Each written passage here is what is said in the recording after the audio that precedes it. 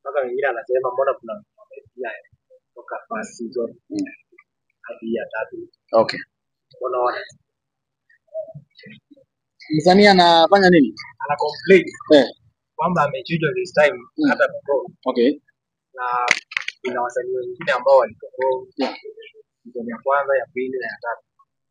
I think as for now hakuna msanii wa gospel tumemsema, ndio? So bado ni surprise. Huenda akakuwa hakuna msanii wa gospel tumesema hadi sasa hivi. Yes. One make sure swali yangu ni about last time tulikuwa na complaint sana. What about this time? This time security iko tight, even wanakuja kufanya rehearsal kesho na deployment mahali mtu atafanya kazi. So tomorrow watakuwa hapa. So security iko tight kabisa. Yes. Okay. Jamal from Nairobi. In the previous edition, kulikuwa na one issue yenye online there was a journalist who was mishandled by one of the security officers, and then cheti ikafuatiliwa sana. This time around, are you going to use the same security officers along change? I think alikuwa ameaddress hiyo.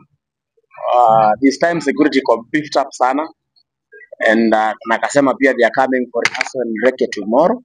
So mambo ya security iko sorted. They are different from the others. Yes, we are not having the same company again. I have a unique question. I know these are companies. Yeah. Yeah.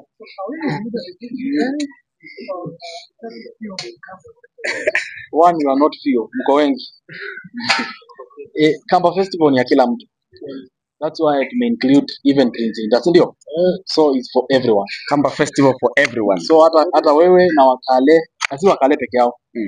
Anyone mwenye ako Kenya Saturday, tupatane hapa. Kuna swali hapa. MC Joshua. Kumfagilia timu. Yangu ni chakula. So tuna expect chakula za Kikamba yani. Sasa tuambia tuna expect kama Someone has my phone, wacha niwasomee menu. Someone has my phone. Wacha niwasomee menu. Ni vizuri mmeuliza swali. Yaani hii mtapenda. Mko tayari kusikia? Where is it? Ama nisiwasomee? Niko mingi.